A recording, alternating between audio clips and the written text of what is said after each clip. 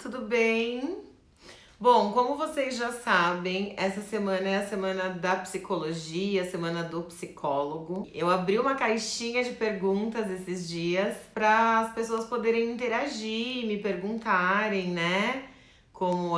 Quais são as suas curiosidades em relação à psicologia, a vida dos psicólogos, como é a atuação.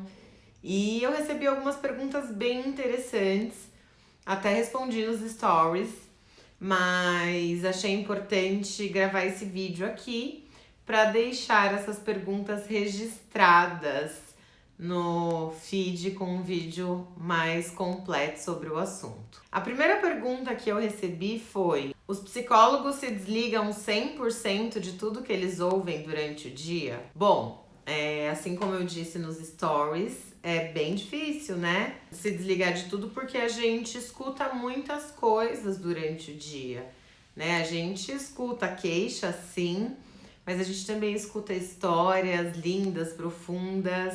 A gente escuta sobre estratégias, sobre experiências. A gente não se desliga 100% de tudo que ouve. Eu, pelo menos, não me desligo, né? Inclusive, levo várias lições para minha vida, porque eu também aprendo muito com os meus atendimentos. E os casos mais difíceis, a gente busca orientação. E aí também teve outra pergunta que foi: você tem algum profissional que te atenda, né, para você lidar com as nossas neuras?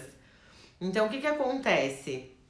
A gente atende as pessoas durante o dia e os casos que a gente tem mais dificuldade ou que mexem com alguma questão pessoal, a gente leva para terapia, a gente leva para supervisão, né? E inclusive é até uma coisa que a gente aprende, né? Que é, se o caso tá mexendo muito com a gente precisa olhar para isso em terapia pessoal, pra gente não correr o risco de misturar as nossas questões com as questões dos nossos pacientes. Então, se desligar 100% do que a gente ouve, acho difícil, né? Porque isso faz parte da nossa vida, assim como qualquer pessoa no seu trabalho, né? Acho que essa história do trabalho fica no trabalho e a família fica em casa, ela pode até ter um manejo aí, mas acho bem difícil realmente separar 100% uma coisa da outra, né? Inclusive porque os assuntos que a gente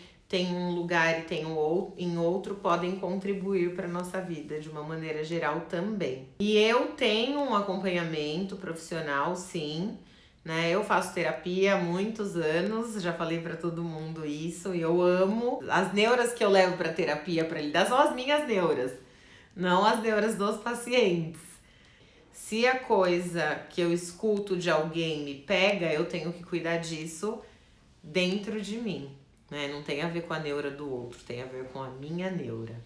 Então eu faço acompanhamento, também faço supervisão, principalmente quando eu vejo que existe um caso que mexe mais comigo, que eu acho mais difícil, enfim. Eu procuro sempre ter um acompanhamento de alguém mais experiente, né? Eu sempre faço cursos, especialização, treinamentos, leio bastante também para me atualizar tecnicamente, né? Tecnicamente e emocionalmente, para poder levar aí as melhores soluções para quem busca pelos meus serviços. Outra pergunta que eu recebi foi: vocês analisam todo mundo o tempo todo? E aí surgiu até uma brincadeirinha no story, né?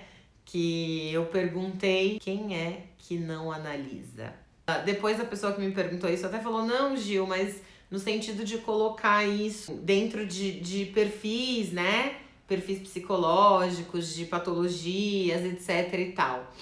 Não, assim, eu não analiso o tempo inteiro não, porque quando eu paro, saio do trabalho, eu fico muito cansada, então eu não procuro fazer muito essas associações, a não ser que seja uma coisa muito gritante que fique ali, né, que automaticamente a gente já perceba.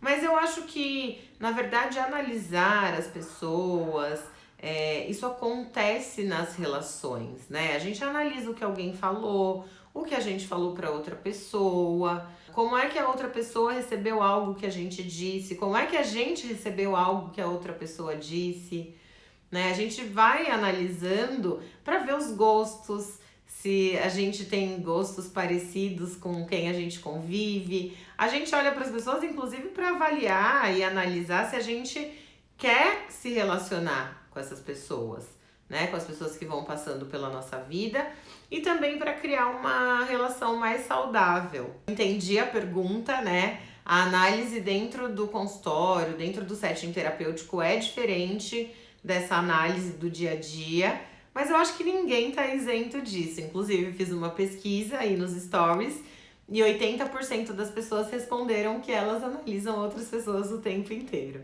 Outra pergunta muito interessante que eu recebi, que na verdade todas foram, eu gostei muito. Aliás, obrigada por participarem comigo aí dessa enquete, dessas curiosidades. E a outra pergunta que eu recebi foi: como lidar com uma pessoa que se ofende quando você indica um psicólogo? Gente, isso é formidável, porque assim, existe uma cultura, né, atrás da psicologia, que psicologia é coisa de gente louca, de que a pessoa tem algum distúrbio mental, né, muito voltado para a questão da doença. A gente tem essa crença aí, e a psicologia foi difundida por muito tempo com esse olhar.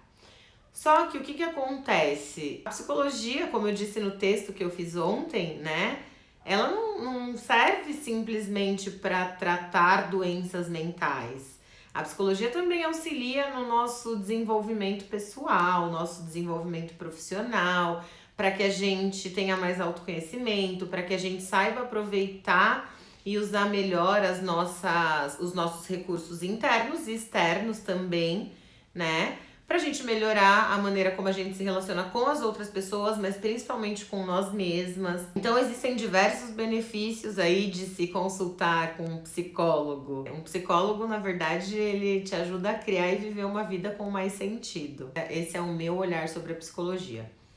Então, assim, quando uma pessoa se sente ofendida, talvez você tenha que olhar como é que você falou para essa pessoa, né? Qual foi a sua indicação para ela buscar um psicólogo, porque às vezes eu já vi muitas vezes das pessoas falando assim: você precisa se tratar, né? Você precisa de um psicólogo, de uma maneira ofensiva. Então, acho que olhar para a maneira como você indica para outra pessoa buscar a ajuda de um psicólogo também desmistificar isso, né, para as outras pessoas e falar para ela quais são os benefícios, né? E se ela ficou ofendida, talvez até perguntar: mas por que você ficou ofendida? Né? Um psicólogo pode te ajudar nisso, né? Então, compartilhar textos escritos por psicólogos mostrando esse lado do desenvolvimento, né, de que aquilo vai trazer um benefício maior para a vida da pessoa, porque de fato um psicólogo traz um benefício maior para a vida das pessoas. E a última pergunta foi: por onde começar? Por um psiquiatra ou por um psicólogo? Tudo depende, né? Depende de o que é que você está buscando, qual é o seu objetivo, se você tem sintomas, quais são esses sintomas. E eu tenho certeza que se você procurar por um ou por outro, os dois vão te orientar da melhor forma, vão investigar mais o que é que tá acontecendo aí com você, que tipo de ajuda ou orientação você tá buscando. E se for um bom profissional, vai conseguir te encaminhar aí, né, para o melhor serviço que faça mais sentido para você. Se você tiver mais alguma dúvida, quiser saber mais alguma curiosidade, deixe seu comentário aqui que eu vou continuar respondendo. Ok? Vamos juntas!